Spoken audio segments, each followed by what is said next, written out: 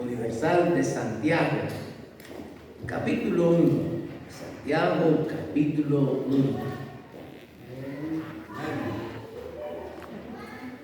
Yo le voy a dar lectura, ustedes siguen con la vista, los versículos 1 al versículo 16. Bueno, vamos a ponernos de pie entonces para leer el pasaje y yo voy a la lectura y ustedes siguen con la vista. Santiago, siervo de Dios y del Señor Jesucristo, a las 12 tribus que están en la dispersión, salud. Hermanos míos, tened por sumo gozo cuando os halléis en diversas pruebas, sabiendo que la prueba de vuestra fe produce paciencia. Mas tenga la paciencia su obra completa para que seáis perfectos y cabales, sin que os falte cosa alguna. Y si alguno de vosotros tiene falta de sabiduría, pídala a Dios, el cual da a todos abundantemente y sin reproche, y le será dada. Pero pida con fe, no dudando nada, porque el que duda es semejante a la onda del mar que es arrastrada por el viento y echada de una parte a otra. No piense pues quien tal haga que recibirá cosa alguna del Señor. El hombre de doble ánimo es inconstante en todos sus caminos. El hermano que es de humilde condición, gloríese en su exaltación, pero el que es rico en su humillación, porque él pasará como la flor de la hierba. Porque cuando sale el sol con calor abrasador, la hierba se seca, su flor se cae y perece su hermosa apariencia. Así también se marchitará el rico en todas sus empresas. Bienaventurado el varón que soporta la tentación, porque cuando haya resistido la prueba, recibirá la corona de vida que Dios ha prometido a los que le aman. Cuando alguno es tentado, no diga que es tentado de parte de Dios, porque Dios no puede ser tentado por el mal, ni tienta a nadie, sino que cada uno es tentado cuando de su propia concupiscencia es atraído y seducido. Entonces la concupiscencia, después que ha concebido, da a luz el pecado, y el pecado, siendo consumado, da a luz la muerte.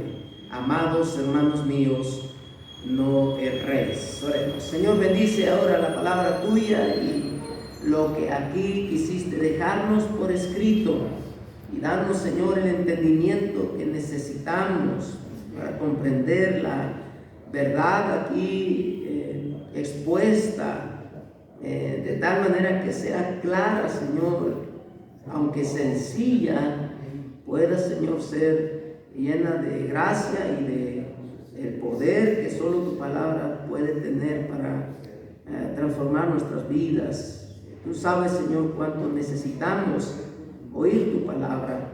Bendice a esta en nuestros corazones, en el nombre de Cristo. Amén. Tomen su lugar, hermanos. Esta es la Epístola Universal de Santiago, y esta carta empieza precisamente con el nombre de quien la escribió, y este es Santiago. En algunas ocasiones lo vamos a encontrar en el Nuevo Testamento como Jacobo o Jacobo Santiago. Este era un hermano del Señor Jesucristo o medio hermano del Señor Jesucristo. Algunos maestros y predicadores dirán Santiago, el medio hermano del Señor Jesucristo. Algunos dirán el hermano del Señor Jesucristo. Y la razón es que, como nosotros podemos ver en la Escritura, el Señor Jesucristo es Dios desde la eternidad. Pero en aquel acuerdo, en la eternidad pasada, cuando el Dios Trino, el Padre, el Hijo y el Espíritu Santo acordaron redimir a la humanidad de sus pecados, la segunda persona de la Trinidad, que es el Hijo, vendría a este mundo y se haría hombre. Le llamamos encarnación. Él se haría un ser humano. No nacería o no empezaría a existir, sino que Él, siendo ya un eterno igual que Dios, tomaría forma de hombre y nacería en este mundo como un ser humano. Pero no sería engendrado aquí, sería el encarnado. Él tomaría un cuerpo humano que el Espíritu Santo prepararía para él. de tal manera que el Señor Jesucristo vendría al ámbito humano desde el vientre de una mujer. Y nosotros sabemos que cuando nosotros procreamos un hijo y la semilla del hombre y la semilla de la mujer se fusionan y hacen un nuevo ser, engendran un nuevo ser, no solamente nosotros les transmitimos a nuestros hijos la naturaleza física, no solamente se parecen a nosotros físicamente, sino que nosotros les transmitimos a ellos el aspecto espiritual, el alma también. Cuando nosotros engendramos un hijo, nosotros no solamente le transmitimos lo físico, sino también lo espiritual. Y nosotros, como raza caída que somos, transmitimos a nuestros hijos también su naturaleza pecaminosa. No es si mi hijo me va a salir bueno o malo, mi hijo es malo por naturaleza. Nosotros le transmitimos una naturaleza caída. Por eso, desde que esté chiquito, le va a pegar al otro niño porque quiere el juguete que el otro tiene. ¿Y cuándo le enseñamos nosotros a este niño a ser egoísta? Se va a esconder para comerse las galletas que le dijimos que no comiera. ¿Y cuándo le enseñamos a mentir? No, solitos, mienten, se enojan, tienen envidia. ¿Cómo es posible? Aún aunque están así de chiquititos, quieren comer a la hora que ellos quieren. No a la hora que les corresponde, es a la hora que ellos quieren. Ellos quieren dormir a la hora que ellos quieren y estar despiertos a la hora que ellos quieren. Hay otros niños que se privan y se morados así. Es su naturaleza, es un pecadorcito chiquito. Es un niño que necesita a sus padres que le orienten para que él desde la temprana edad sepa cuándo es sí y cuándo es no. El niño no va a comer a la hora que él quiere y lo que él quiere. Él va a comer cuando se le da, en su tiempo y lo que se le da. Amén. Es un bebé, pero ha venido al seno de un hogar para ser instruido y ser guiado, para que en cuanto tenga uso de razón y comprenda que ese entrenamiento en el que se le dice no, y todavía no discierne la razón por la que se le dice que no, y cuando él despierte a eso y sepa que eso está ofendiendo a Dios y él esté dispuesto y listo o tenga el entendimiento suficiente para ver lo que Cristo hizo por él en la cruz, se convierta el Evangelio en la edad temprana, más temprana posible, que a nuestro niño, nuestra niña le sea posible. Así que todos sabemos y somos testigos de que nuestros niños son pecadores. Todos nosotros le transmitimos a nuestros hijos la naturaleza pecaminosa caída. Por eso es tan importante que el Señor Jesucristo haya nacido de una virgen, porque de haber sido el Señor Jesucristo engendrado por la semilla de José y la semilla de María, entonces estaríamos hablando de un Señor Jesucristo con naturaleza pecaminosa transmitida. Es tan importante para nosotros la doctrina del nacimiento original de Cristo. No porque exalta la divinidad de María. Lo que la doctrina de la virginidad de María exalta es el hecho de que el Señor Jesucristo es Dios encarnado. Amén. No María. María no es la madre de Dios. Dios existe desde la eternidad. Y en su segunda persona, que es la persona del Hijo, se encarnó en un vientre que debería de ser virgen. Es decir, que no haya ella concebido como resultado de la unión de la semilla del hombre con la semilla de la mujer. Lo que Dios usó sencillamente fue el vientre de María. Y nada más. Pero ella no engendró al Señor Jesucristo. Ni José engendró al Señor Jesucristo.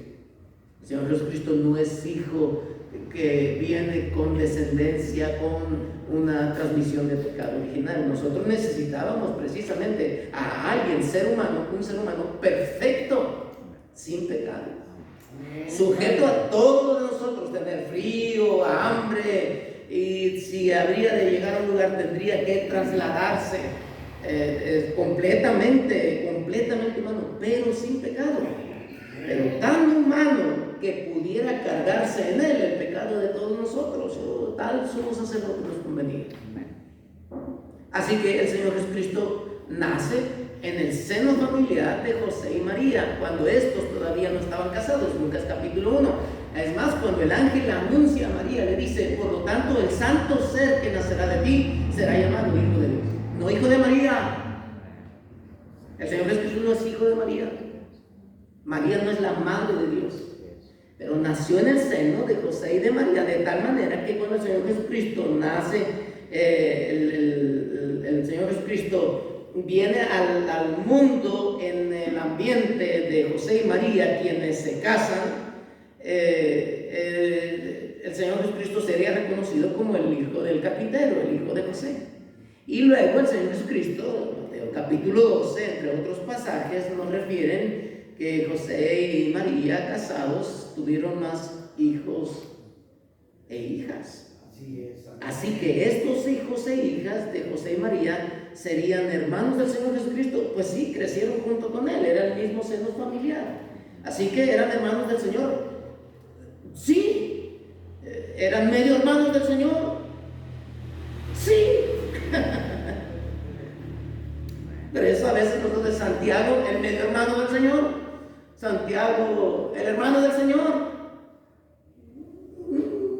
En ese sentido, ahora entendemos nosotros el asunto de ese. Pero es este Santiago, precisamente, recuerdan ustedes que cuando leemos la Escritura dice que ni aún sus hermanos creían en él. Santiago no creyó en el Señor, era de este grupo de los hermanos del Señor Jesucristo que no creían en él.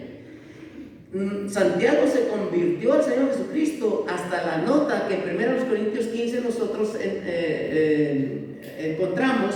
Y Santiago se convertiría al Señor Jesucristo hasta después de que el Señor Jesucristo resucitara de los muertos a los 30 y tantos años de edad, 33 años. Hasta entonces Santiago se convertiría al Señor. Se convertiría de tal manera que cuando nosotros leemos la carta que escribió Santiago, nosotros no podemos dudar que este hombre se convirtió al Señor. La fuerza con la que él escribe la carta, como en momentos cuando dice: si tú dices que tienes fe y no tienes obras, eso es vano. La fe es muerta si tú dices algo y no lo vives. Este es Santiago, es la fuerza de Santiago. Es un hombre que se convirtió al Señor. Y en la historia nosotros leemos que Santiago fue reconocido como un hombre al que apodaban rodillas de camello. Él llevó tan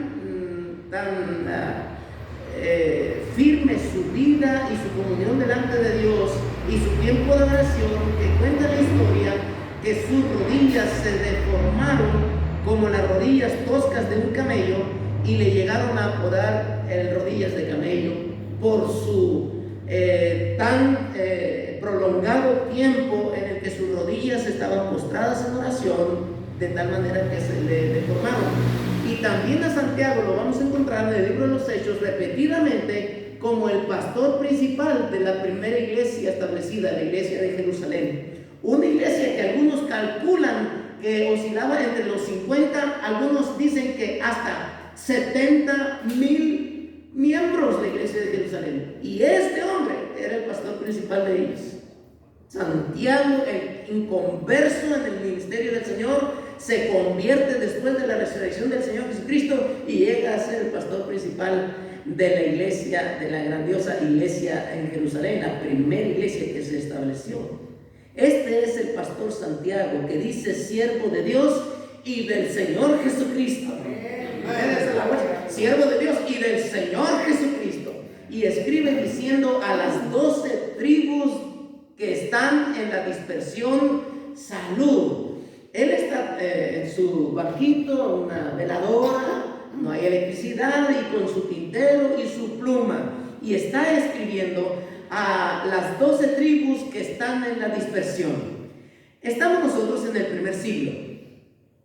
Cuando el Señor Jesucristo resucitó de entre los muertos, Roma y también los líderes judíos religiosos promulgaron la versión oficial de que el Señor Jesucristo en realidad, porque la tumba apareció vacía el primer día de la semana, fue no porque Él se haya levantado de los muertos, lo cual dijo que haría. No. Sus discípulos se robaron el cuerpo.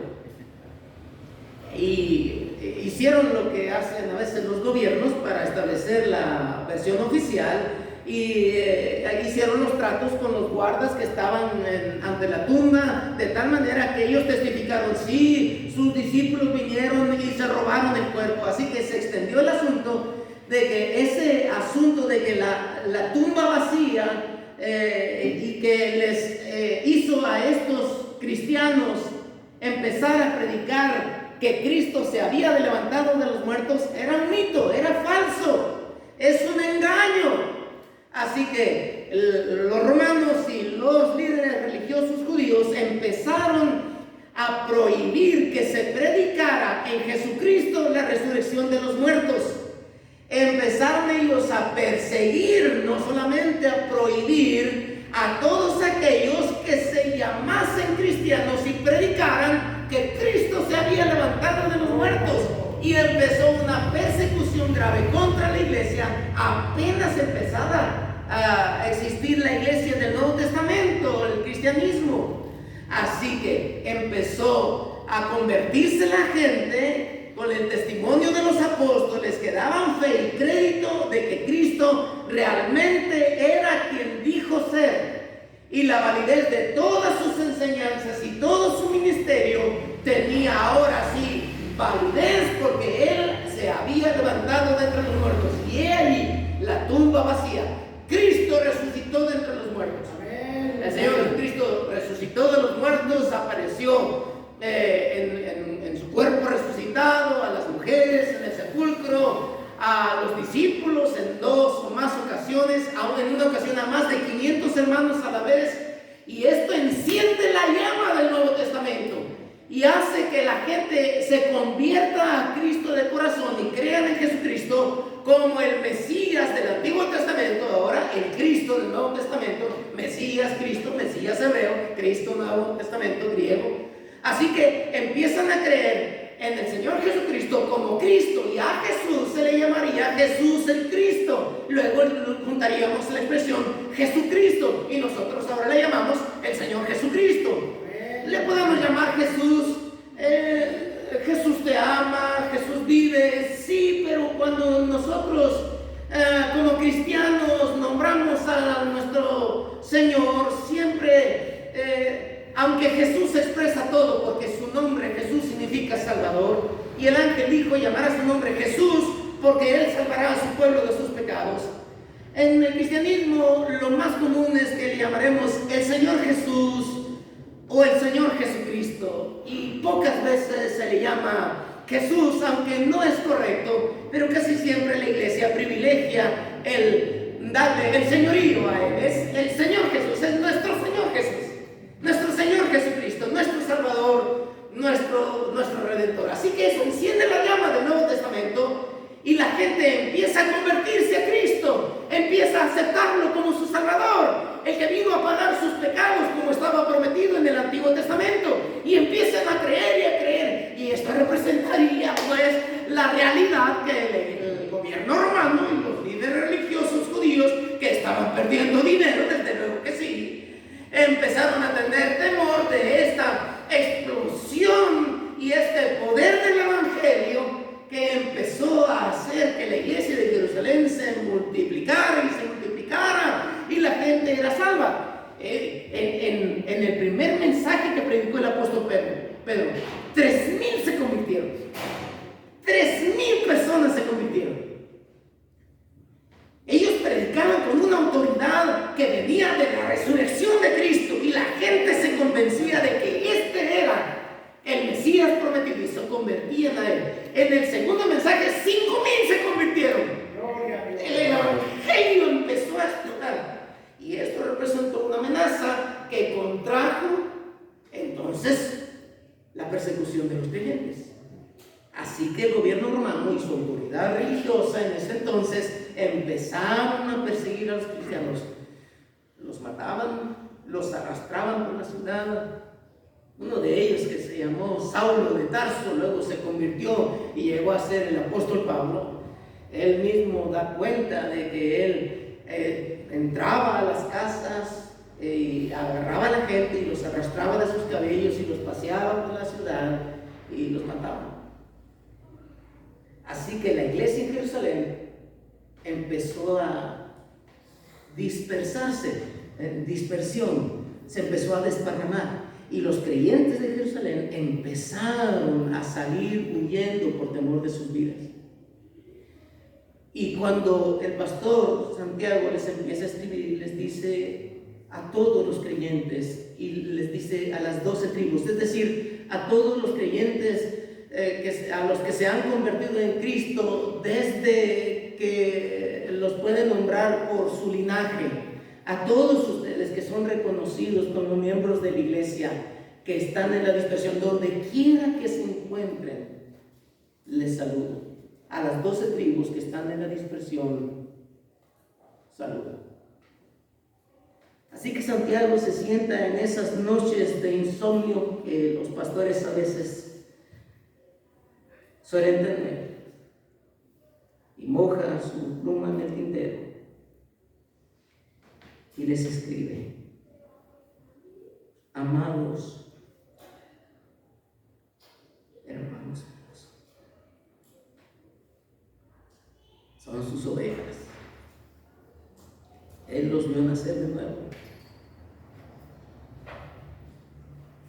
Él resintió cuando a esa mujer a la cual él está escribiendo le mataron al esposo, le mataron a sus hijos y le quemaron su casa. Y ahora, quién sabe dónde esté. Amados hermanos míos,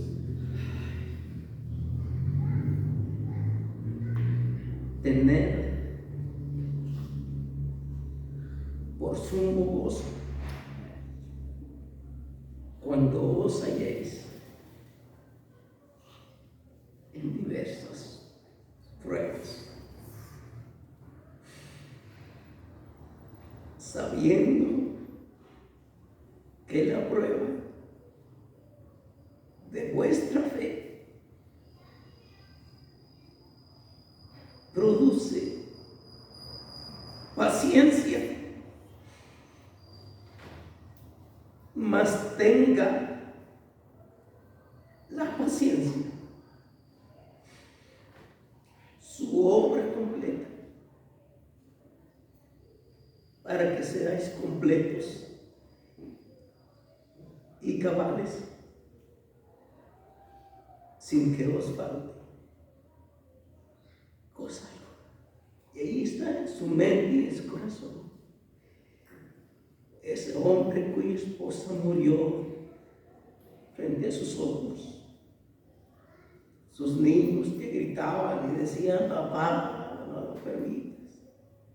Y ahí está ese cristiano arrinconado y solo, llorando día tras día, en la mente de este pastor que les dice: tener por sumo gozo cuando os halléis en diversas pruebas, mas tengan paciencia su obra completa. ¿Cómo este pastor les puede estar diciendo a estos miembros de su iglesia, a los que ya nunca va a volver a ver, a los que va a extrañar, a aquellos con los que comió en la mesa de su casa y vio el testimonio de su conversión, y cómo le platicaban a él, cómo eran antes y cómo cuando se convirtieron al Señor cambiaron sus vidas, y después de haberse convertido al Señor le sucedió eso? Ahí está el pastor con sus lágrimas, como un pastor escribiendo a hermanos a los que ya nunca va a volver a ver y que están quién sabe dónde. Y cuando la persecución llegue a ese rincón donde se pudieron esconder y ellos tengan que salir de noche, vivir en cuevas, quién sabe dónde esté. Oh hermanos, tener por sumo gozo cuando os halléis por diversas pruebas. Dios sabe lo que está haciendo. Dios tiene un propósito en esto. No se desanimen, la paciencia debe tener su obra completa para que seáis completos y cabales sin que les falte cosa alguna. Y se lo está diciendo a un esposo al que le falta a su esposa, a una madre al que le falta a su esposo y extraña el calor de su hombre y el olor de sus camisetas, sin que os falte cosa alguna. ¿Cómo pueden estar incompletos y a la vez completos? Por la prueba de vuestra fe. De alguna manera la gracia de Dios les va a visitar de tal forma que aunque ahora no tienen a un padre o un hijo, una esposa o un esposo, ya no hay alimento en una mesa, seréis completos y cabales sin que os falte cosa alguna.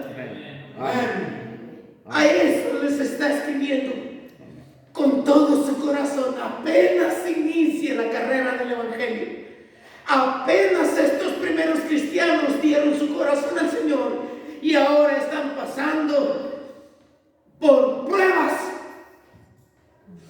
Y no era un dolor de cabeza como el que nosotros tenemos y razón por la cual ya no venimos a tener. Y no era que teníamos que ir a recoger una despensa del programa del gobierno. Estos estaban pasando verdaderamente por pruebas. Y es a ellos a los que les escribe: bienaventurado el varón que soporta la tentación, porque cuando haya resistido la prueba, recibirá la corona de vida que Dios ha prometido a los que le aman. Porque las pruebas son el puente que une lo que decimos con lo que somos. La vida cristiana es tan real en la medida en la que nosotros lo que decimos lo vivimos. Y el puente que une una cosa con la otra se llama prueba. Es fácil decir: Dios me provee. Es fácil decirlo. Pero cuando la prueba viene y nos despiden del trabajo, es un poquito menos fácil decir que Dios nos provee cuando no hay comida en la mesa y cuando no hay un trabajo al cual acudir y devengar un sueldo. Pero es bienaventurado el varón que soporta la tentación. ¿Qué es la tentación? Es esa intentona del enemigo de que cuando estamos cruzando el puente de la prueba, nosotros tengamos alguna duda de quién es Dios y de si realmente Dios sabe lo que está haciendo y si a Dios no se le está pasando la mano conmigo.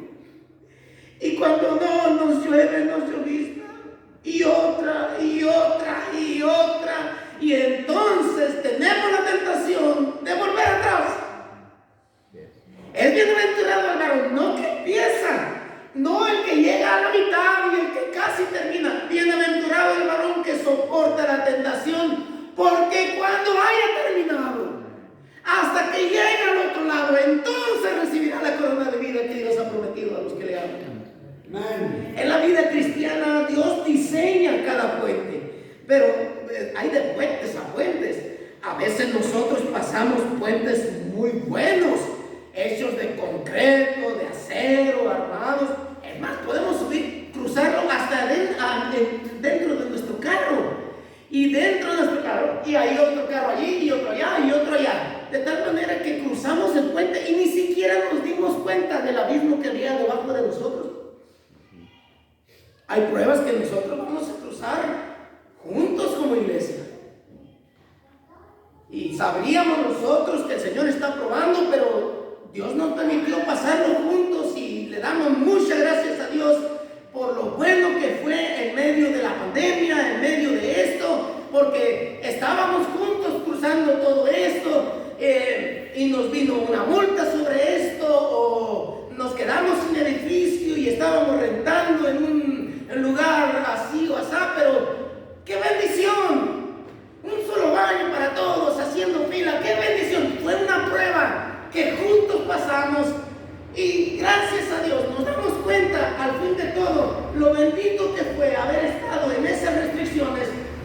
aprendimos a amarnos más, aprendimos a cuidarnos más, aprendimos a ser más agradecidos con el Señor por lo que teníamos, por lo que tenemos. Oh, qué bonitas pruebas a veces nos toca pasar. Pero a veces hay puentes que son un poquito más difíciles de cruzar. Hay unos puentes que se hacen colgantes. Allá está un extremo y allá está el otro extremo. Y no tienen una estructura que los haga ser sólidos. Son frágiles. Y el piso son unas tablitas que no están pegadas la una de la otra, no están unidas. Hay espacio entre una tablita y la otra y se ve para abajo. Y se ve el voladero. Y son tan estrechos que le toca pasar a uno por uno. Hay pruebas en las cuales el Señor nos hace pasar, donde nos vamos a sentir solos. Los hermanos no dicen nada, ni cuenta se dieron. El pastor ni siquiera me ha llamado. Mis hermanos, los que yo esperaba, solitos. Donde vimos hacia abajo el peligro, el diagnóstico del doctor, ese resultado, y ahí estábamos solos. Nadie nos llamó, nadie se acordó de nosotros. Mi esposa enferma de cáncer y los pastores, amigos, conocidos, nunca me hablaron para preguntarme cómo estaba mi esposa.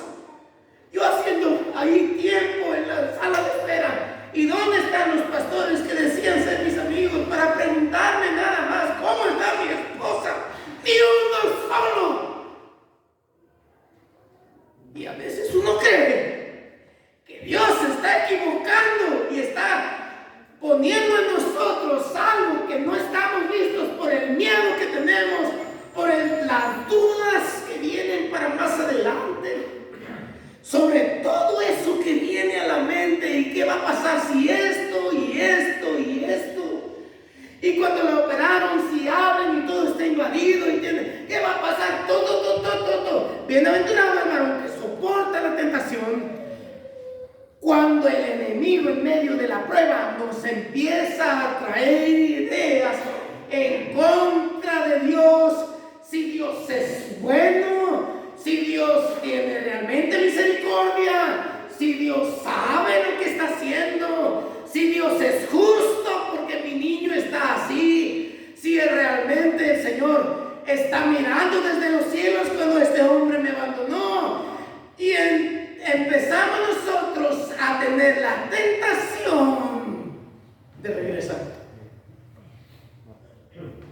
Es bienaventurado el que termina, no el que empieza.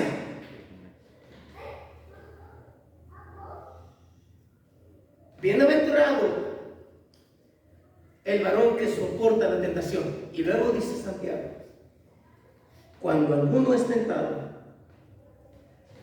no diga que es tentado de parte de Dios, porque Dios no puede ser tentado por el mal, ni él tienta a nadie. Primera cosa, nunca Dios va a hacer algo en la trayectoria y en la formación de mi vida y de mi carácter sencillamente como un jueguito. No que tú dirigías y que mi Señor, Dios no juega con nosotros.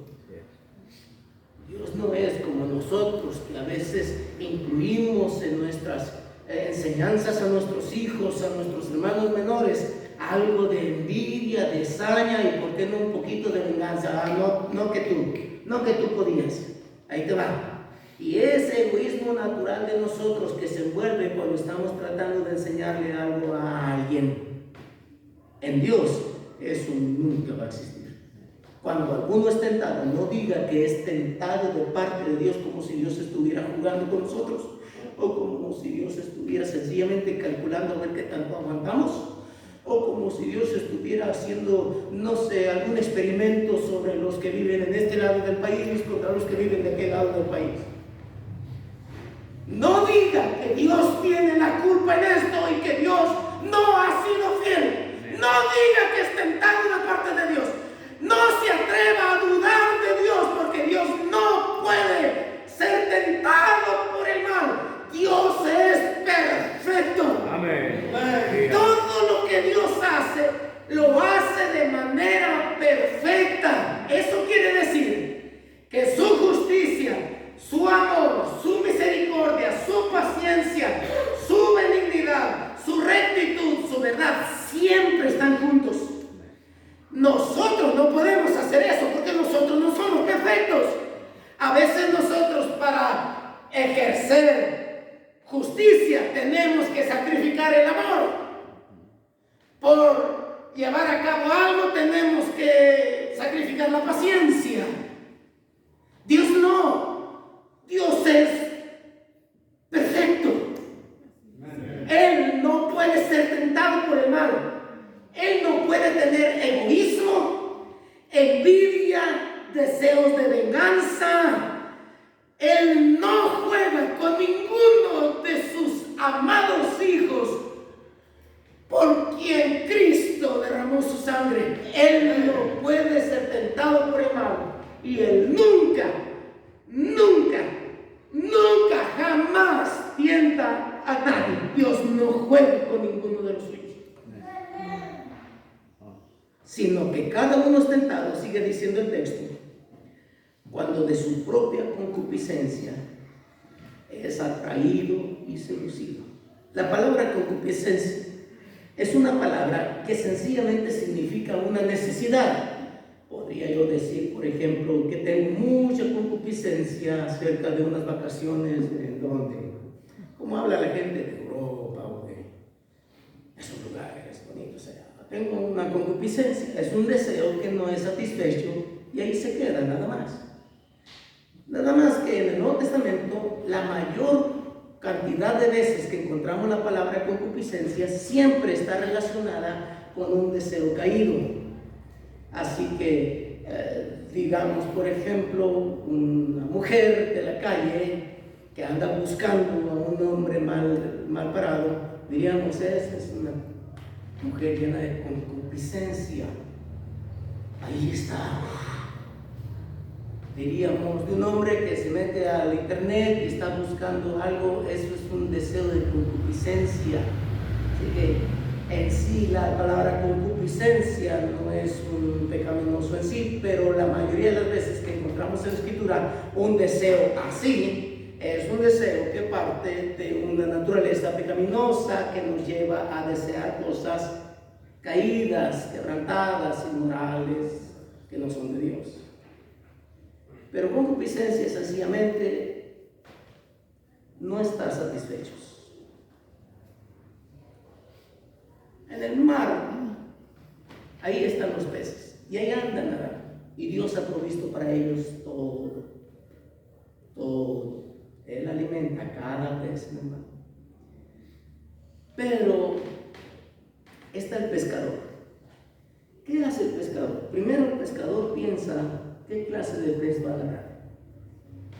Entonces sabe que en ese lugar hay un banco de peces de los que él quiere.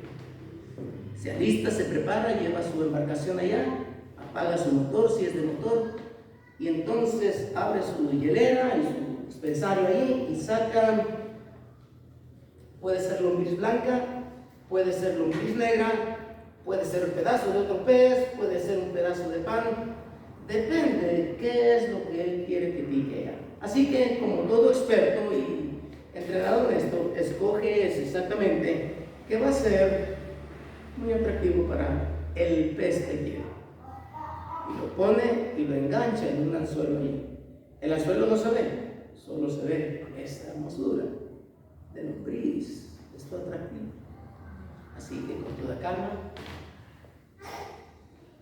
y arroja el anzuelo y cae. Y ahí está. No hay prisa. Nomás necesita a uno que tenga concupiscencia, a uno que no esté comiendo lo que debe de comer y de pronto diga, me falta algo, y se salga del ambiente que Dios puso para él y suba un poquito más,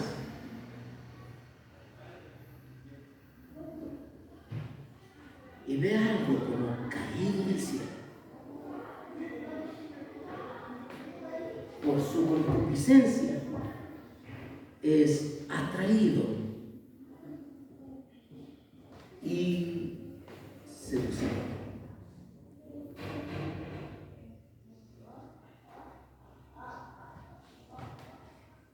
¿Qué características tendría Dalila, la que llevó a Sansón a renunciar a su voto de Nazareo? Si a Sansón le atraían las rubias, Dalila era rubia. Mandada a pedir. Si es lombriz blanca, si es lombriz negra, si es esto. La carnada está diseñada exactamente para agarrar a quien él quiere. No hay prisa. Nada más que tengas una concupiscencia. ¿Por qué los cristianos llegamos a ser tentados? Es por una concupiscencia, y cuando esta concupiscencia nos lleva a eso, hombres con esposa, con hijos, son capaces de dejar a la esposa y a los hijos por esa lombriz. Y puede alguien decirle, no, estás cometiendo un error, mira tu niña. Es una niña, mira la hermosa que es la niña, cómo te ama. No puedes sacrificar a tu esposa, mira, dejó todo por estar contigo y nada más. No cometas ese error. Él está en una concupiscencia y está siendo atraído y seducido de tal manera que no escucha consejo, palabra o advertencia. Está completamente sometido por su concupiscencia y está siendo atraído y ha sido seducido. Mujeres dejan a sus esposos y a sus hijos. Jóvenes dejan sus carreras, sus trabajos, dejan su hogar por una mala mujer, y no hay quien los pueda convertir de esa seducción que los ha abarcado. Jovencitas que están estudiando, buenas jovencitas en su casa, dejan todo su estilo de vida por un muchacho drogadicto, mujeriego, que no trabaja, que no estudia, pero nada más en una concupiscencia son capaces de dejar su iglesia, sus padres, renunciar a toda su vida y los sacrificios que sus padres han hecho por darse por un pago que no sirve para nada, que la va a dejar tirada en la esquina y luego va a seguir con la otra, pero no hay nada que la convenza. Ha sido tentada de su concupiscencia, atraída y seducida.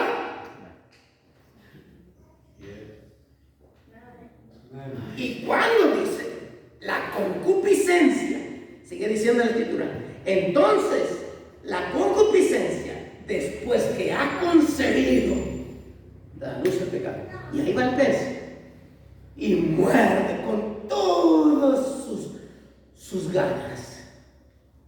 Y muerde eso, y lo muerde con toda su pasión. Y cuando lo estamos leyendo, el anzuelo lo agarra y lo empacha. El pescador nomás siente esto. Dice, ya picó. Y va a empezar. Lo trae. Y aquí no está. Y luego le va a soltar. Y ahí va a ir el pez, que ya la ayudó. No. Y luego lo trae otra vez. Y luego lo suelta. Está jugando con él. Lo está cansando nada más. La quiere asegurar. Y ahí está. No le pasa nada. Tiene 2 mujeres, a todas las 2 las sostiene, una no sabe de la otra. Ahí está, bien jugando con el muchacho. Se siente hombre, se siente fuerte. Después viene el temor del celular y lo que vieron ahí, se aclaran todo y otra vez y le sigue. Lo único que está haciendo el pescador es hundirse en el suelo, lo quiere asegurar. Y entre esos esfuerzos de que ahorita viene a la iglesia y mañana se ausentó, luego duerme en casa y luego que el pretexto, que el trabajo fuera, lo que sea, ahí está el enemigo nada más que jugando con él. Él cree que tiene todo bajo control, pero ese pez ya está pescado. Lo único que el enemigo está haciendo es jugar con él. Y una vez que lo tiene seguro,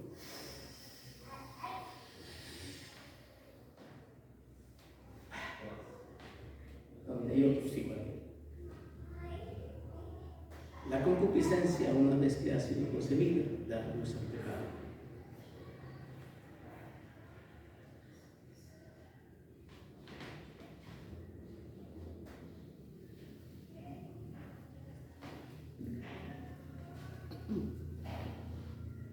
Porque es tan sencillo y tan importante cuando el pastor nos dice: no dejen de leer su Biblia, hermanos.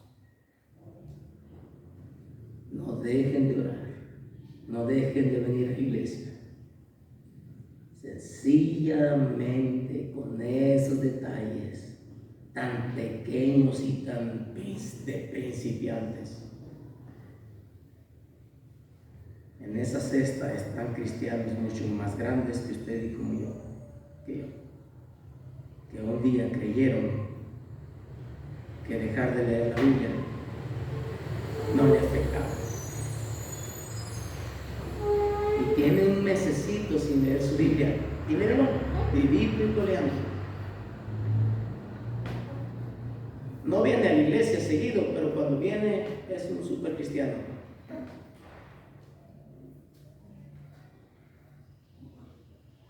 No hay prisa, dice el enemigo. Pero el siguiente en caer es aquel que se ha descuidado y trae un gusanito aquí. No sé qué me falta. No sé qué me falta. Y cuando viene, uno dice: y esto era lo que yo necesitaba. Llámese una mujer sola, mujer ajena, drogadicción, alcohol,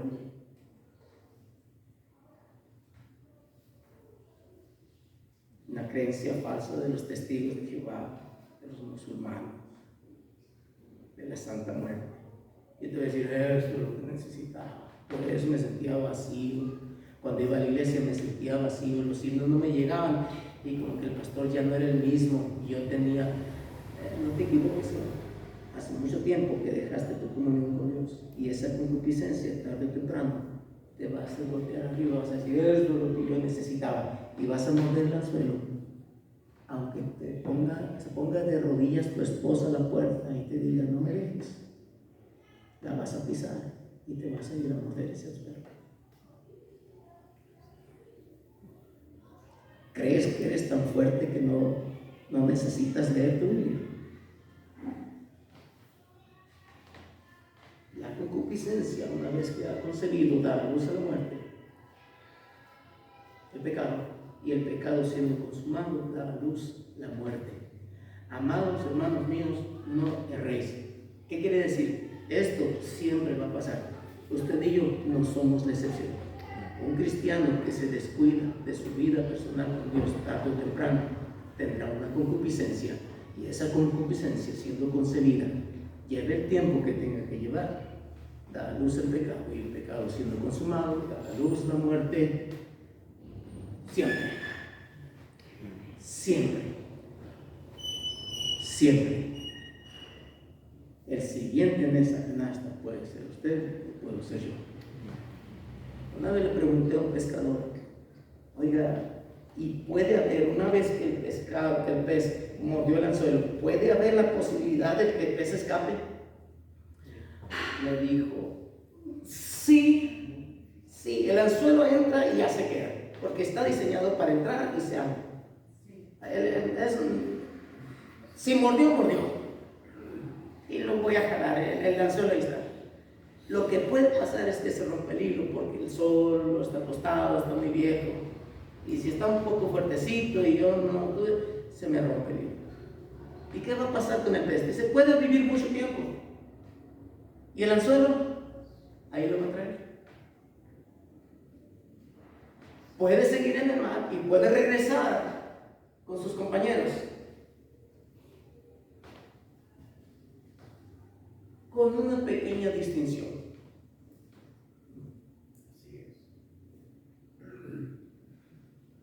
De tal manera que la próxima vez que se siente a la mesa a comer algo, ¿no?, va a haber diferencia de lo que es comer sin esto y de lo que es comer con esto.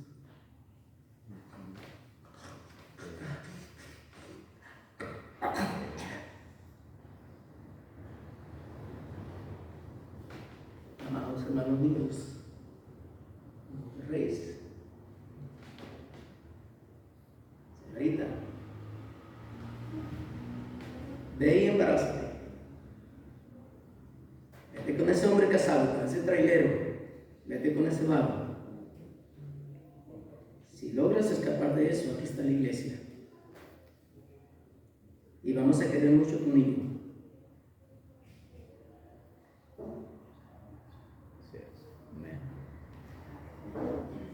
Pastor, quiero servir al Señor.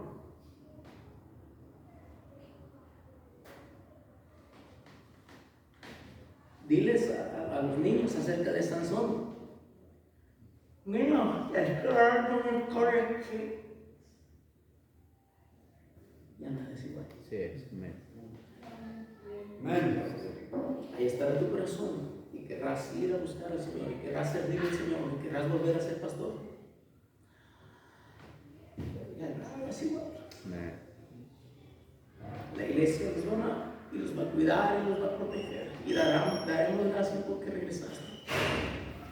Pero eso anzuelo estará ahí siempre. No te equivoques. El pecado siendo consumado siempre da luz la muerte. Cuando estás a punto de caer con esa mujer suelta, ten cuidado. Las oraciones de tu esposa te van a alcanzar y las oraciones de tu iglesia te van a alcanzar y probablemente te salves de eso y regreses. Pero sabe que no vas a recibir una bienvenida como si vinieras de una obra misionera. Vas a tener que sentarte y guardar silencio, porque aunque te amamos y todo eso, hay un anzuelo que te va a marcar permanentemente. Y hay muchas cosas que ya nunca pueden volver a ser lo mismo. No erréis, hermanos. No erréis. Ya es suficiente de tantos parches que tenemos en la iglesia. Pero fuimos la primera generación, no sabíamos muchas cosas. Nueva generación, no cometa los mismos errores, porque así como algunos de nosotros estamos pagando nuestros errores pasados. Si ustedes cometen los mismos errores, exactamente, no le erremos. No le erremos. Amados hermanos míos, no erréis.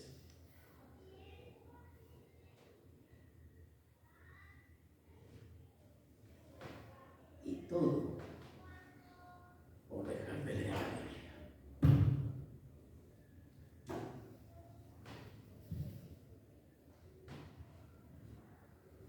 Todo por venir a la iglesia a un servicio cada cual. Todo por orar solamente cuando nos van a operar. Sí. Un cristiano descuidado vendrá la concupiscencia. La concupiscencia le traerá el pecado y el pecado siendo consumado lo matará. No erréis. No erréis. Buen Dios, te brindamos, Señor, gracias por tu palabra que